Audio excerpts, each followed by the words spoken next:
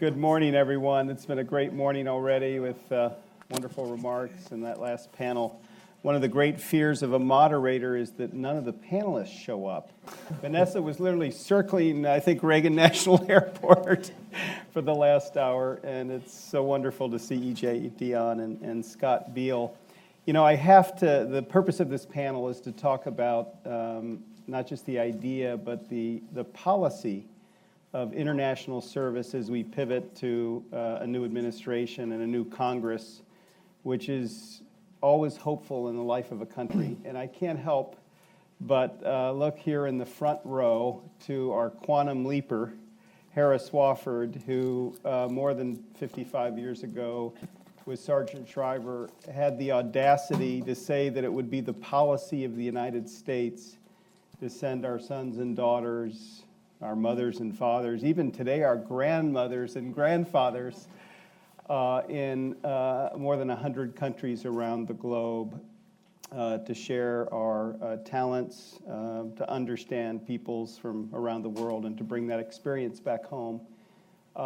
And what a bold, extraordinary move it was for our country. And so in that spirit, at the end of this panel, if we don't come out collectively as a group with an ambitious, bold international service agenda that we could all work together to move with the next president, the next Congress, multi-sector effort around the country, we'll be disappointed. So let's undertake to work on that. You know, I also want to note that in February 1961, Sergeant Shriver sent a report to President Kennedy on the establishment of the Peace Corps. And it's worth actually going back and reading every word, because he didn't actually just want to create a government-to-government program called Peace Corps. He wanted to run the Peace Corps through colleges and universities, nonprofit organizations, agencies of all type, including the United Nations, and had this wonderful vision. I can't help but, when Kerry cites the one example of, a powerful example of the Peace Corps with impact, Sergeant Shriver, 50-some years ago, said that the purpose of the Peace Corps would be to initially, some of the purposes would be to teach English, and the second goal was to fight and work to end malaria. And it would take us 55 years, but since 2000, there have been 6.3 million lives saved from malaria in sub-Saharan Africa because of the compassion and goodness of people across the United States and across the world. And I can't help but note that in the spirit of that legacy, Tim Shriver Jr., who's in the back, is stepping up to run the Jesuit Volunteer Corps and doing so very ably. I also want to take a moment to also mention, Harris said that when he walked out with President Kennedy after they launched the first wave of Peace Corps volunteers, Kennedy said the Peace Corps will be truly serious when we have 100,000 Americans serving abroad every year, 1 million over a decade, what that would mean for our foreign policy, our understanding of the world. And so as we think about the policy and the work to grow international service, I hope we'll be bold. I hope we'll think about the multiple ways in which we can reach these ambitious goals. I want to thank David Caprera, Steve Rosenthal, Lex Reifel, and others with the Building Bridges Coalition who've been working with Shirley Sagawa, Mackenzie Moritz, and Yasmin Shaheen McConnell at the Service Year Alliance to expand international service opportunities through this Service Year Exchange, which will actually certify nonprofit organizations, colleges and universities, and agencies at all levels of government that offer Service Year or Peace Corps type experiences. So here to illuminate our thinking and our policy making, to give EJ a break from the crazy presidential campaign, as we move into what we hope will be a hopeful new period in the next administration, our three outstanding panelists. The first, E.J. Dion, is a senior fellow with the Brookings Institution, a beloved columnist at the Washington Post, a longstanding proponent in print and speech for national and international service, author of yet another impressive book, Our Divided Political Heart, which I hope you all will read or have read already. There could be no stronger advocate for national and international service than E.J. Dion. Second, Vanessa Carey is an American physician and healthcare administrator who has used her extraordinary medical talents throughout the world in places like Rwanda and Haiti and other countries in great need, and is co-founder and CEO of an extraordinary nonprofit she will tell you about called Seed Global Health. And finally, Scott Beal, a dear friend who's just an extraordinary social entrepreneur who started 3 nonprofit organizations, including the inspirational Atlas Corps, where he serves as president. EJ, let's start with you. You've been at this for a long time, an advocate of national and international service.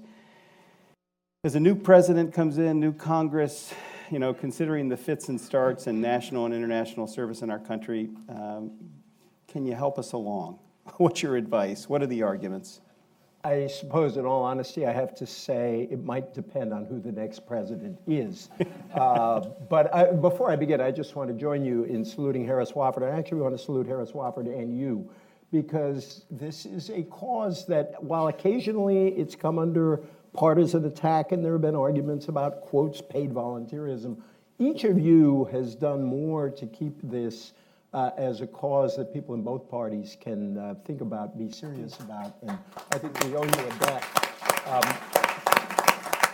I also have to salute Tim Shriver. I don't know if any of you have ever heard Tim Shriver preach. He's really smart, he does all this work, but he is the best preacher I know, and just to prove I am a Catholic, whenever I am in the same room as Tim Shriver, I always feel guilty because I know I'm doing less good in the world than Tim is. So, Tim, it's such a joy to have you with us. I was thinking about this question about when President Kennedy and Harris Wofford and Sergeant Shriver did this in 1961 versus our moment right now. I could say, well, we all have to say that anybody who doesn't serve is very weak and low energy or something like that. But I mean, just think about that time. President Kennedy was elected in 1960 in a very close election. There was some divisiveness over President Kennedy's faith, but the fact is that was not a divisive election of the sort we've had in recent years. Indeed, the two candidates were so close in their views that Arthur Schlesinger Jr., the great historian, felt moved to write a book saying, under the title Kennedy and Nixon, Does It Make a Difference? We don't need such a book for this election. And we have a lot less of that spirit, of a shared spirit.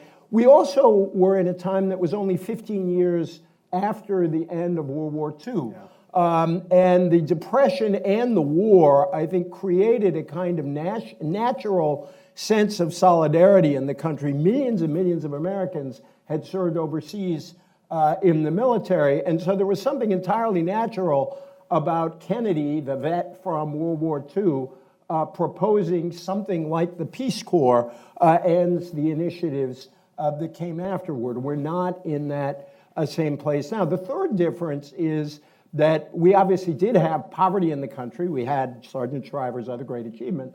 Another of his great achievements was creating the war on poverty. But we were at a moment of extraordinary economic growth and optimism where a rising tide, Kennedy's words again, really did seem to be lifting all boats. We're not in that mood now. We're in a mood where a lot of people have not advanced with the rest of the economy. We do have inequalities of a degree that we did not have in that period. So our politics seem altogether different. So what does that tell us about how do we move forward on this now? I mean, in some ways, I do think that in a time of less solidarity and a less automatic sense that, yes, we ally in our nation's interest, we need to remind people that there are very practical reasons, even if they are not drawn to the idealism of service, to do this. After the horror in Orlando, we're talking a great deal about the radicalization of some in the Muslim community, by the way, not most. We cannot deport people. I won't talk about Mr. Trump's speech except to say I do not identify with it, to put it gently. But there is this problem of radicalization. We do talk about ISIS.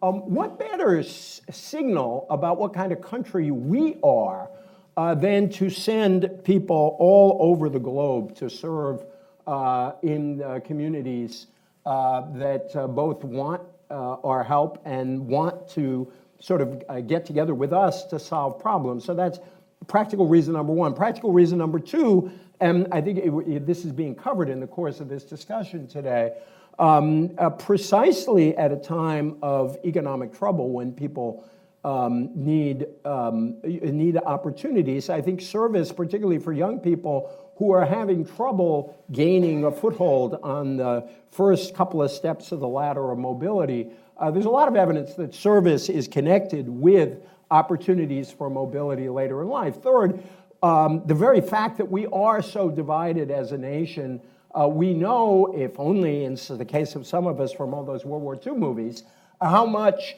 the notion of shared service brought us together and made us look differently at the differences between us. In all those foxhole moments in those movies, it was all of us together serving the country. So we need to do that. But lastly, we do still need to be pulled out of this morass of mistrust. And again, I'll show my Catholic bias. I don't think it's an accident that Pope Francis is so popular. And when you listen to the things Pope Francis is talking about, he is talking about our obligations to each other, so that no matter how mad we are, no matter how much economic difficulty we have, we know we are better as individuals and as a people when we dedicate ourselves to serving others. So I think the popularity of Pope Francis says that despite all our problems and divisions, we still have a hunger for the vision that Sergeant Shriver laid out back then, that President Kennedy called us to, and that every president since has reinforced. And we, I think for both practical and moral reasons, we have to reengage this fight again. That's wonderful, E.J. Thank you so much. You know, Vanessa, before you came, General McChrystal talked about service becoming a habit and something that would be deep in our culture. To E.J.'s point, in an era of low social and institutional trust, imagine the power of bringing people of different races, ethnicities, income levels, backgrounds, geographies around the world together in common purpose, and what that could mean for our country and our globe, particularly now. He also mentioned how service runs in cultures and in families, and I just can't help myself as a Republican. I want to say what an extraordinary job your father has done as Secretary of State with his ethic of public service in countries all over the world, working on behalf of the United States, and you, who've used your extraordinary medical talents to do such extraordinary public good. Tell us about your Seed Global Health nonprofit, what your experience has been, including the partnership with the Peace Corps, and what does it tell us about public policy that we could advance in the next round? Well, first of all, thank you very much for letting me join you this morning. I really apologize for being late. I have a sick little one at home, so I took a later flight, and it turns out you get to sit on the tarmac for an hour when you do that. So I'm sad that I missed General McChrystal's comments, and I appreciate your words about Dad. I mean, I think it's funny, when I was thinking about what I was going to say today, one of the things I was going to open with was the fact that I think that we talk about service as an opportunity, and we're trying to get everybody in service, but I grew up in a house where service is a way of life, and it was really ingrained in me from a young age, and it was both my parents, and we were always involved in that. It was because of the experiences I had through my family that very much, I think, set me personally on the path to start Seed and what I do. But, you know, it's funny, we talk about what is the opportunity for the new administration, and we always get excited when there's a change of administration or a change of government. Let's create opportunity. But frankly, the opportunities are existing all the time at every moment. I'm an optimist about government, I could say, despite being the daughter of a public servant, but it is because of being a daughter of a public servant that I'm an optimist about government. But I think we need to really share that idea together, and I think the story of what Seed has done with Peace Corps really speaks to that experience. And so about 4 years ago, I started a nonprofit called Seed Global Health. I'm a physician by training, and through my experience working abroad in Rwanda, Uganda, Ghana, some other countries, I kept seeing people fly in, deliver care, and leave. And all that energy and all that effort would just get dissipated over time. What was not happening was empowering these countries to be able to be self-sufficient, self-sustaining, to take care of themselves, which is actually what they want. They want to be able to do that. And so what we've done with Seed is what we're trying to basically tell people and explain to people and fight for is this idea that we can fundamentally change how healthcare is delivered in the world. We can fundamentally break down the fact that it is 2016 And there are two standards of healthcare that exist in the world today. That's what we're trying to change. And the way we do it is by training healthcare providers, recognizing that if a country can have its own doctors, nurses, midwives to care for patients, but also to teach and train its successors, suddenly you have this pipeline of highly skilled indigenous local doctors and nurses who are capable of sort of, filling in that gap in the health system. The fundamental problem is that today there is a shortage of 7.2 million doctors, nurses, and midwives globally, but by 2035, that problem is about to get a whole lot bigger. It's expected to go to about 18 million by 2035. That is a very short amount of time for a very big gap in the number of healthcare providers, which means the problems that we're seeing globally are just going to continue, and people are going to continue to die of diseases they don't need to die from. 1 woman dies every hour from a complication of pregnancy or childbirth in Tanzania. If you look at Ebola, the mortality rate of Ebola is about 12%, actually. If we put them in a healthcare system like ours, that's less than the flu, or about comparable to the flu. In Africa, though, it's been 90% traditionally, and once we started to get some resources into West Africa during the Ebola crisis, it dropped down to about 40%. So we know we are capable of creating this kind of change. This is very much what SEED is trying to do. So in Africa, there are these critical shortages, as I mentioned, and so what SEED's ultimate goal is to really try to go in and train these healthcare providers. And so we send US doctors, nurses, and midwives for a year to live and work in some of the most dire conditions. They don't have any of the equipment that they need, really. They're teaching and training in very resource-limited settings.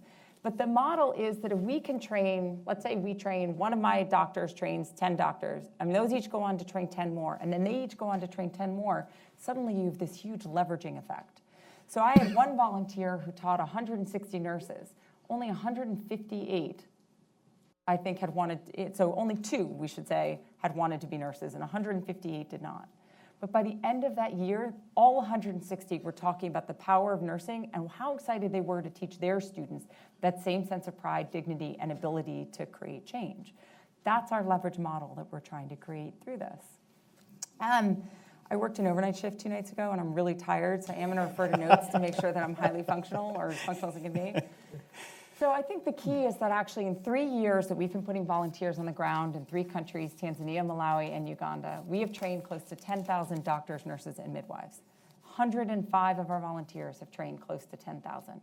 And we estimate that if each of those trainees touches even 100 patients, and I can guarantee you from walking wards in these hospitals in sub-Saharan Africa, they're affecting way more than 100 patients. We will have affected over 1 million patients' lives in 3 years. We're now doubling the number of volunteers going into the field next year, and we are going to be going to 2 more countries, Liberia and Swaziland. This program has actually been sort of so exciting and interesting, very much in large part because we've done this in partnership with the Peace Corps. We've created a public-private partnership where we build on the Peace Corps' 50-year history of sending Americans abroad in an integrated and culturally sensitive way. And we bring all the medical, nursing, technical, educational expertise to allow our volunteers to thrive in the field, to partner with their counterparts, to identify the needs, and to be more effective in the field. So we build on this administrative structure, and then we bring this extra piece. It's been very effective and very exciting, and actually we've been able to put people in the field for a fraction of the cost of other programs. Bottom line price I've seen somebody go live for a year in Africa as a clinician and teach and train and work has been about $150,000, and we come in at around, well less than that at this point. And that has made, because we're taking advantage of these 2 sort of economies of scale. I think that and we're changing the quality and care of education. This program has been, I think, so well received. PEPFAR actually decided to put another 4 years of investment, another $16.5 million into it, which was announced at World AIDS Day 2014, which I think is a statement that even after a year and a half, we'd started to prove our value and our worth. There's a really important thing, though, that we do through this public-private partnership that I'll get to when we talk about lessons learned. There is no mechanism for loan repayment for international health service in this country. There's no legislation. So when we approached Peace Corps, the original vision was to get the US government to do this program. We had started this grassroots movement. We were like, okay, high five, US government can go do this, and I'm gonna go become a cardiologist. That was the plan. I'm not a cardiologist, I will tell you that. Because suddenly we realized as this program started to take shape that the government couldn't do it alone, and one of the principal reasons was there was no way to support loan or any kind of debt repayment for international service. A Peace Corps volunteer makes $5,000 a year, maybe.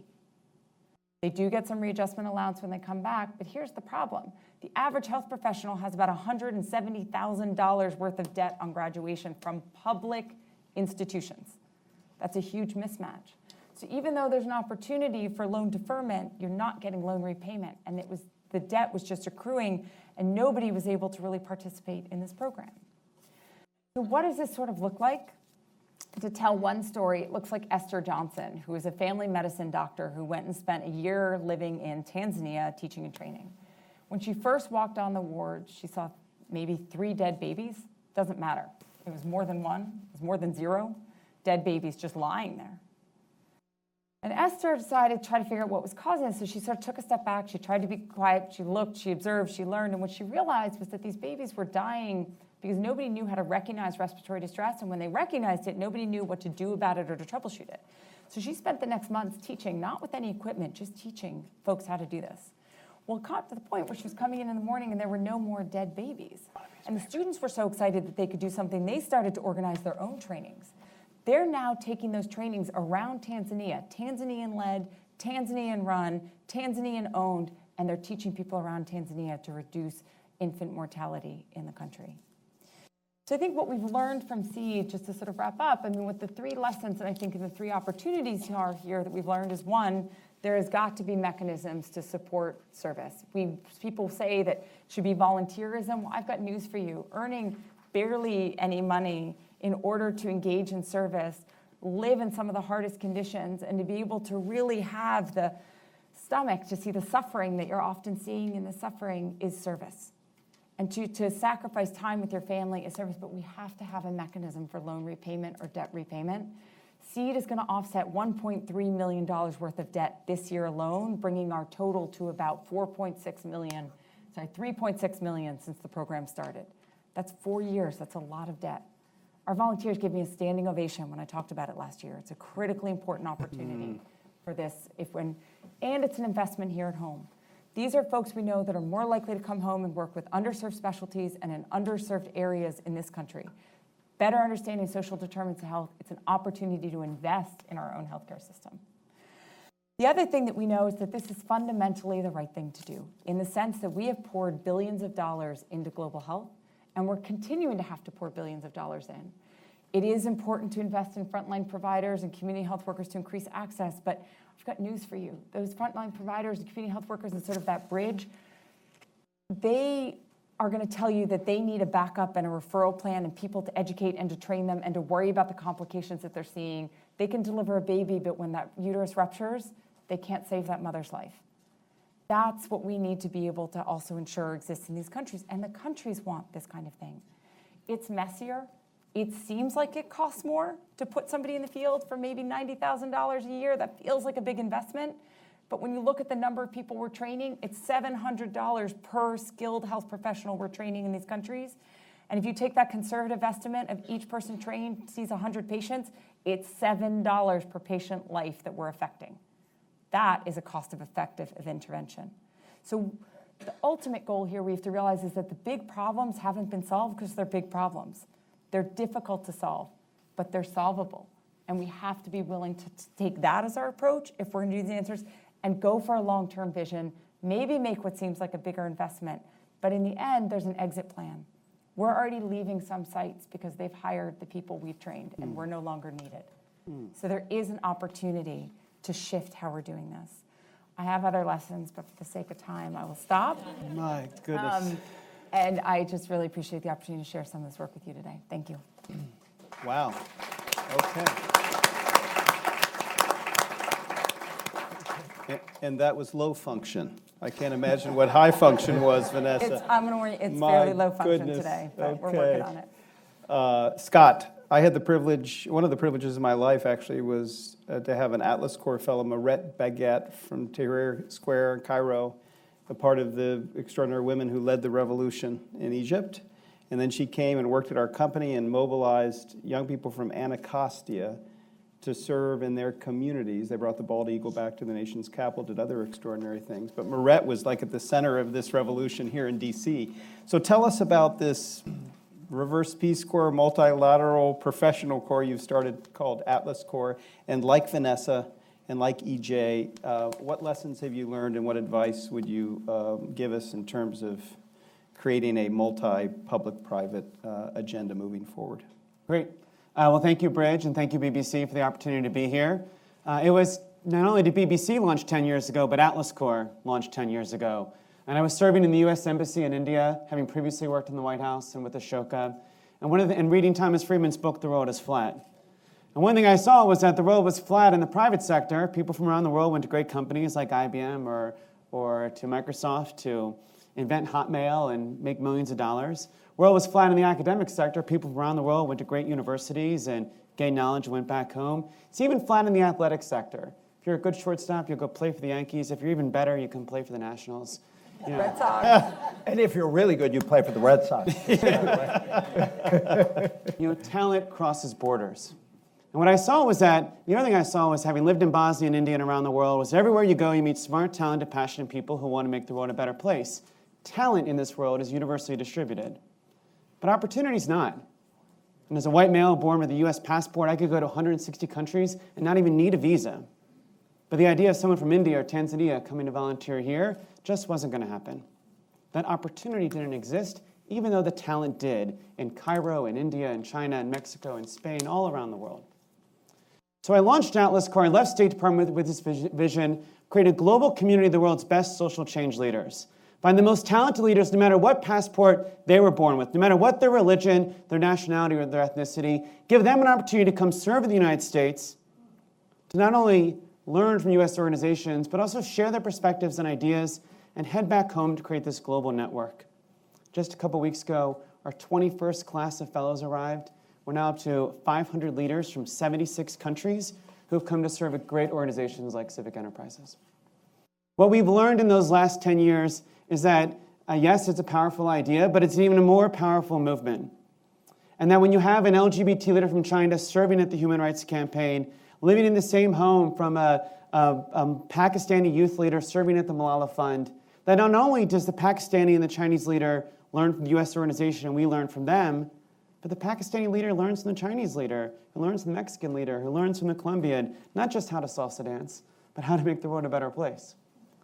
And as these folks have gone back home to become advisors to the president of Colombia, to become the executive director of World Vision Armenia, to run for office in South Sudan, we have seen that the challenges of this world are significant, but that there are leaders and social entrepreneurs and activists who are much greater than those challenges.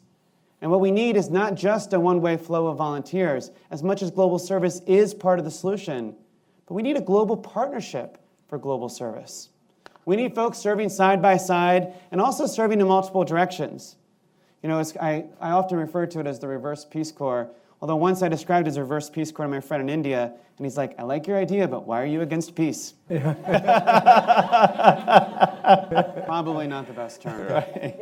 And in truth, we're actually more of a multilateral professional service corps, although I promise you'll repeat reverse Peace Corps later. And what I mean by that is not only do we bring people from around the world to serve in the US, but we have people from around the world serving in Colombia, now serving in Australia.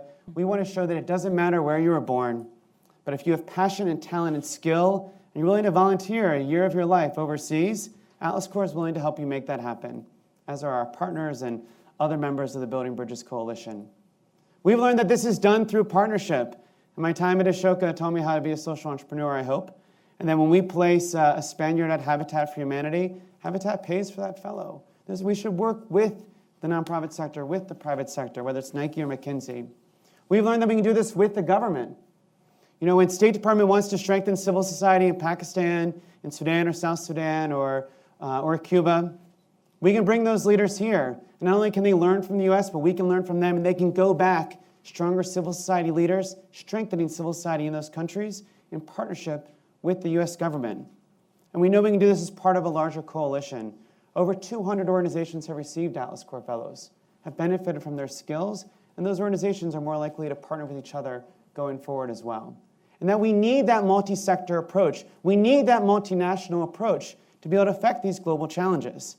And that it's not just going to be a one-way flow, but the global service can be part of the solution if everyone is part of that answer.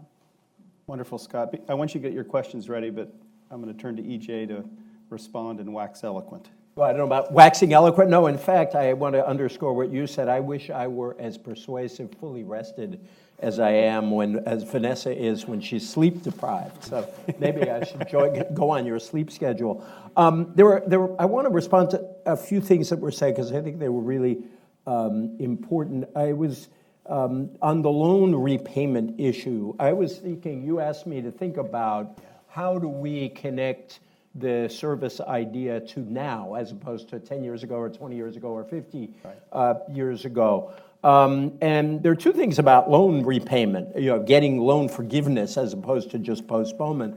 The first is one of the largest problems we face economically is the burden of student debt. And there are a lot of discussions. We'll see what Congress actually does, what the next administration actually does about what to do about this.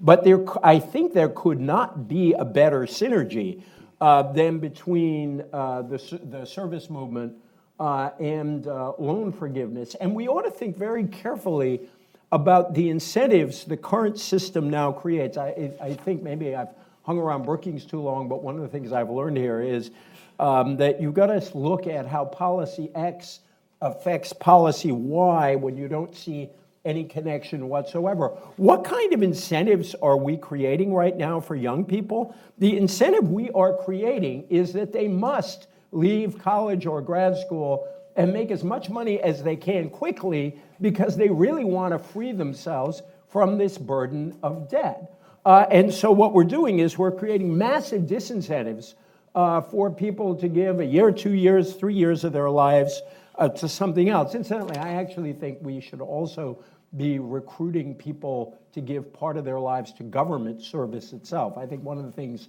when we talk about service is we talk almost exclusively about the private sector, but the people who actually run the Peace Corps, run government agencies, we desperately need good people in government. So I want to underscore that. The second, the public-private partnership idea, and you and I have talked about this for years.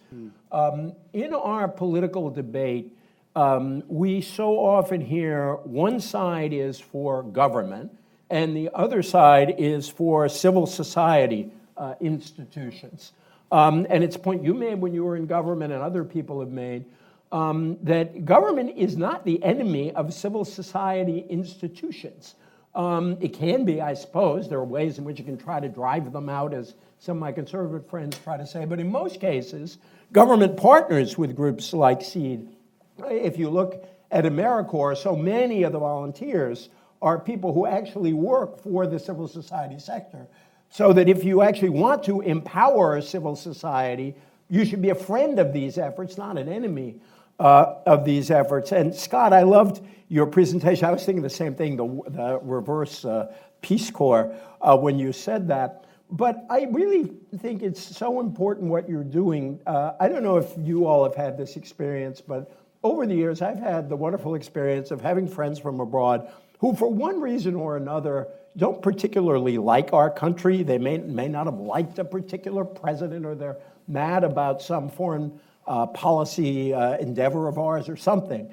It's astonishing what happens to people when they come here. And they don't necessarily change all of their views about American policy. But we are an infectious sort of country, and I don't think, and I think that regardless of what people's politics are, I think people learn that there's something special about us, independent of the fact that we're a rich and powerful country when we're here. And again, especially at this moment when we're talking so much about drawing people to democracy, toleration, the values of a free society. What a great idea. I think that far from discouraging people from coming here and having experiences with Americans, we want to encourage that right now, especially right now. Yeah, I'm hearing a couple of very powerful policy implications. One, tie into the issue of college affordability. I'll note AmeriCorps has a $5,735 education award, Eli Siegel Award, that goes to those who serve through AmeriCorps Vista, or NCCC. But looking at what could be done on the international side, also to your point about loan, for those who've already done their college, their graduate school, their training. How do we incent them through loan repayment, It's a helping them huge pay back portion their of our debt? volunteers.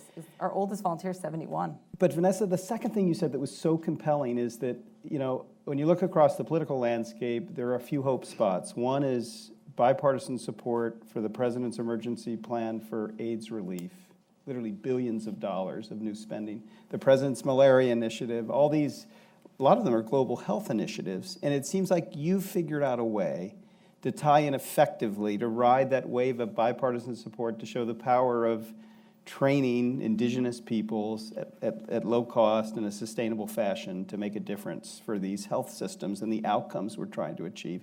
Say a little bit more about that, and what would be your vision to ride that wave for the benefit of international service?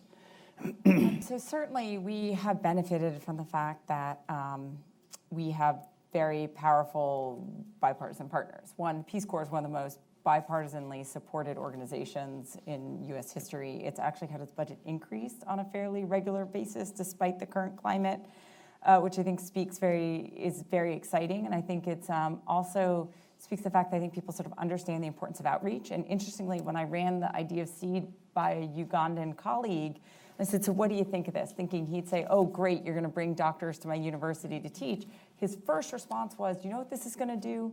This is going to change our view of America for the better.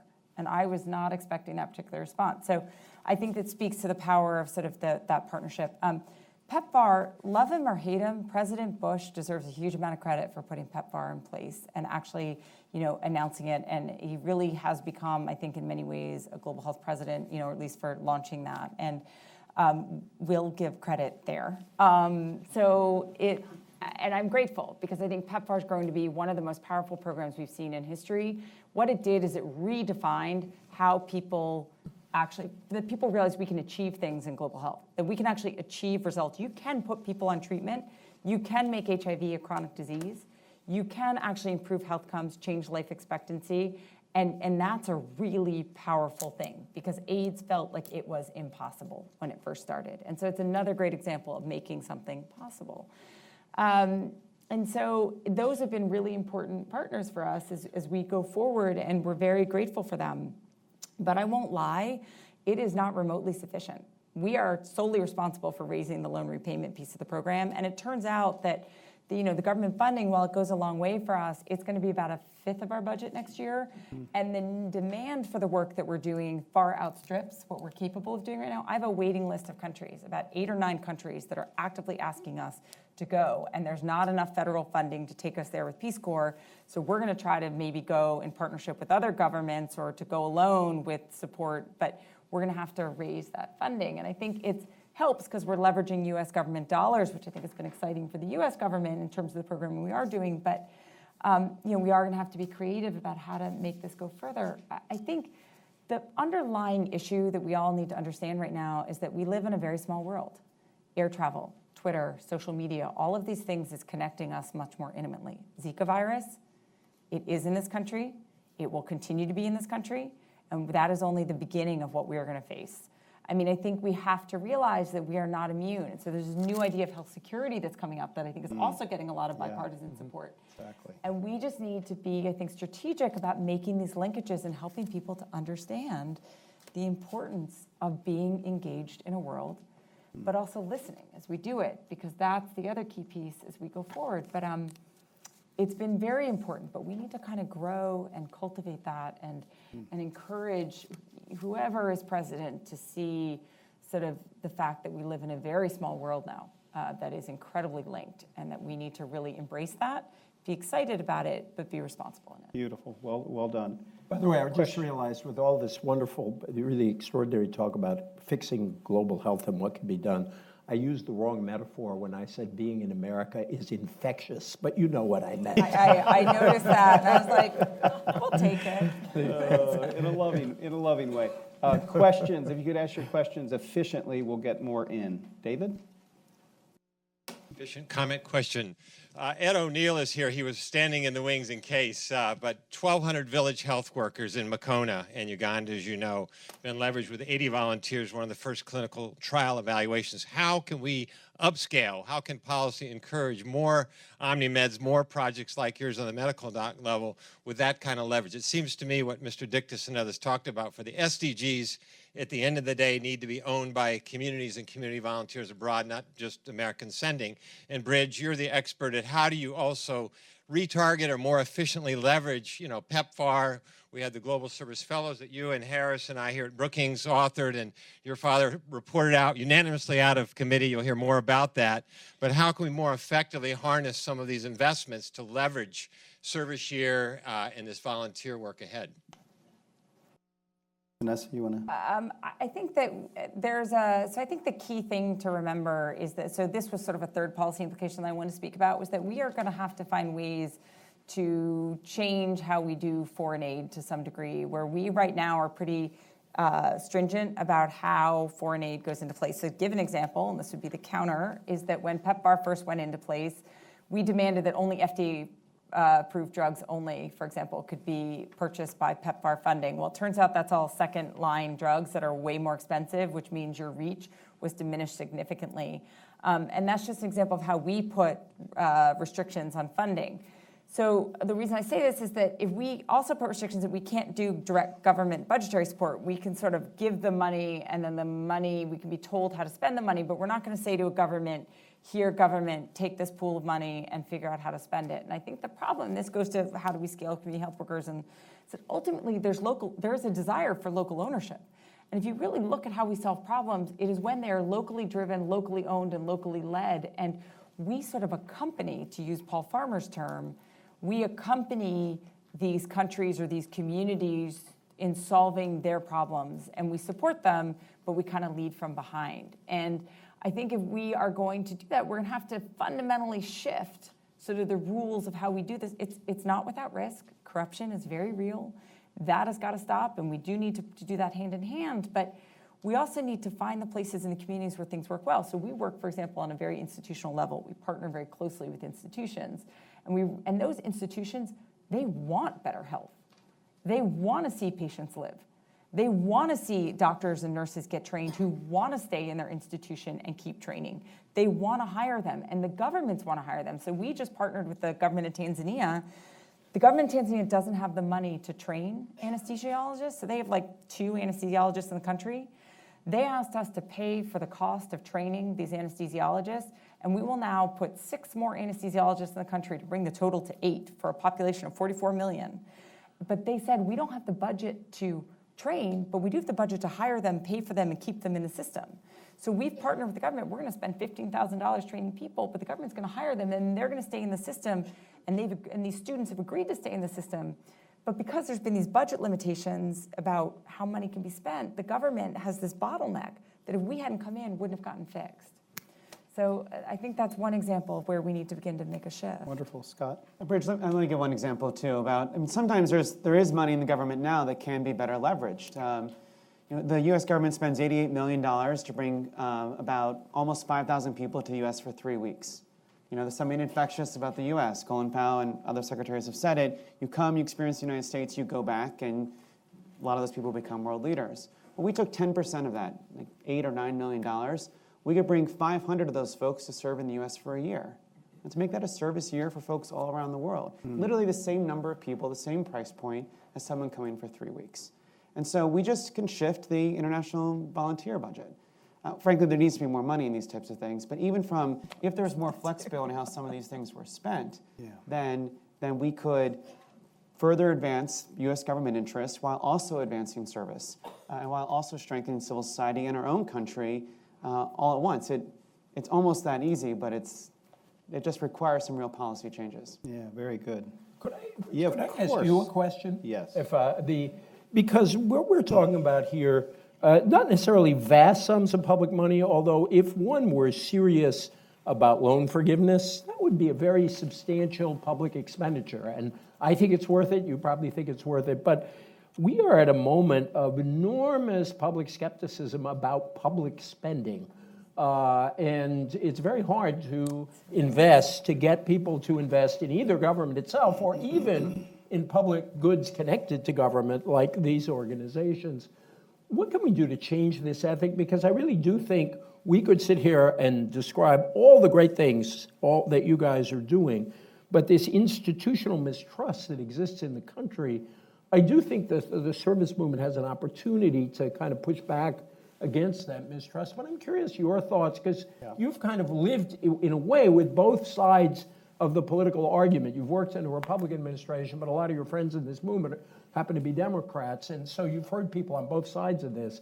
How do we change that? So it's the era of bringing Moneyball to government, evidence-based policymaking. When we discovered that one of the origins of the Peace Corps was to end malaria, our Malaria No More reached out to the director of the Peace Corps and looked at the President's Malaria Initiative, and we actually forged this partnership that Carrie Hessler-Radelet talked so compellingly about in terms of the Hang Up, Keep Up campaigns and providing bed nets, and then the indigenous training of the peoples who would sustain those efforts over time. Also, there was created the African Leaders Malaria Alliance, where 42 heads of state of African countries came forward and took ownership, not only of the malaria fight, but the budgets with their finance ministers to look at how are they deploying indigenous resources or breaking down some of the barriers you talked about, Vanessa, in terms of accessing funds. I'll say the top Republican policymaker in the U.S. House of Representatives, I won't mention his name, but he's sort of I think the policy leader of the Republican Party. When we met with him, and we're getting yanked, so I'll wrap this up, said that why wouldn't we support a human capital solution to solving problems in the United States and abroad, rather than just fueling big government bureaucracies? So this idea of agency corps, where the FEMA Corps, at lower cost to the taxpayers, deploys trained citizens in communities across the country, places that have been hit hard by disaster, and the response is extraordinary and the cost to the taxpayer is lower. So one idea we're working on is how could we ride the back of PEPFAR and PMI and Trade for African Development and Water for the Poor and all these large funding streams in ways that integrates funding, existing funding for human capital solutions like SEED, Global Health, like Atlas Corps, like many of your programs, Ed O'Neill's extraordinary program. And I assure you the return on investment, it was said on the previous panel, would convince Republican policymakers that this is a wise return. I can't believe we're getting yanked, but we are, and we had other questions to ask. Please ask them. I do want to note Shirley Sagawa, who's the CEO of the Service Year Alliance, is working on a higher education bill, and a bill that would kind of create a reverse GI Bill. So if you do your service and your SEED Global Health effort, then you get loan repayment, help with respect to student debt. And so any ideas you have you want to share, please share with Shirley. It's now my real privilege. First, let me thank this extraordinary panel of people who've been working on national and international service in many cases for decades, have used their great talents and gifts to help bring compassion and a diplomacy of deeds to the world. And we're just so grateful they made it on time and they gave everything they had, notwithstanding sick children and other barriers. So please, a warm round of applause for them.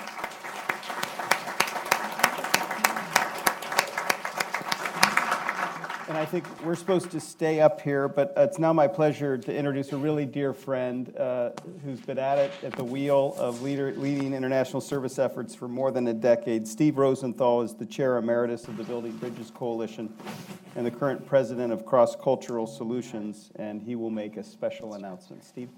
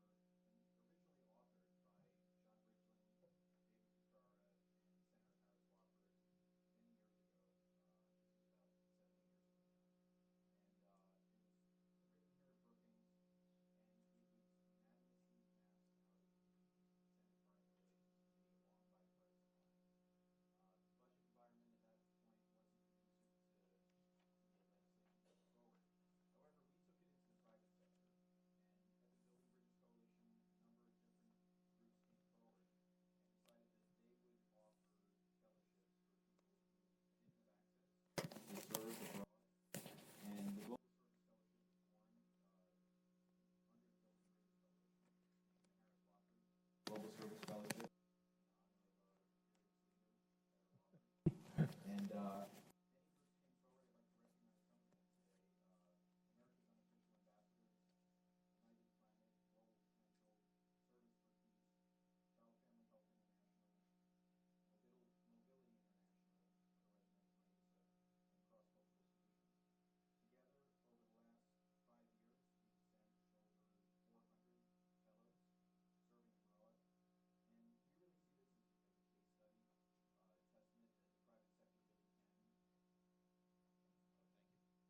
testament that the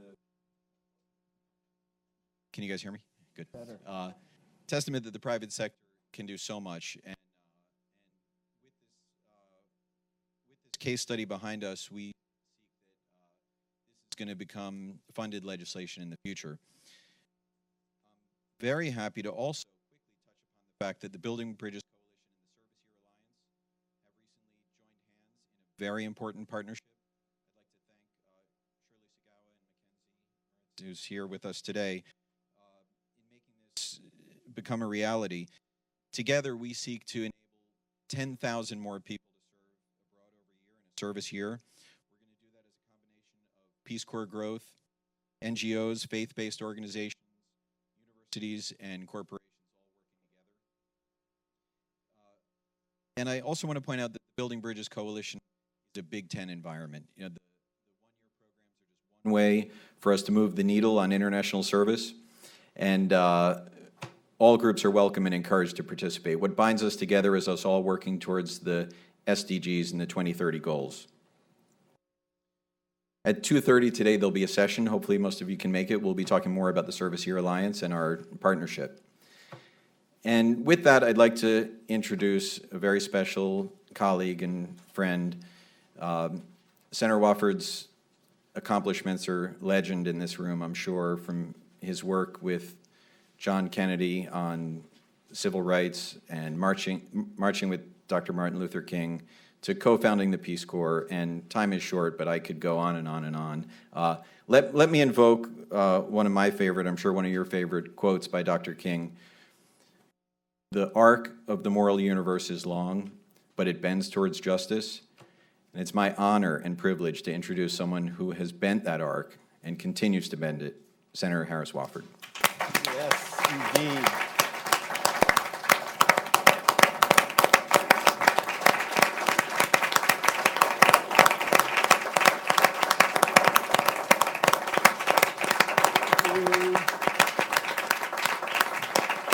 Thank you.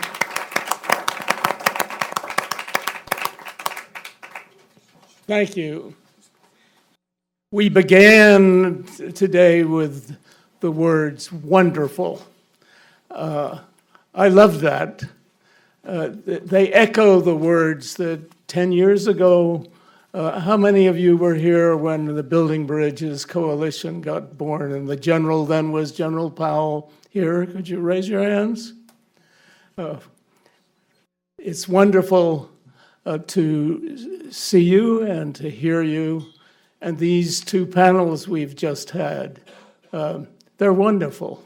Now, I've stood in the rain to hear Vanessa some years ago launch her effort for fundraising for her great project.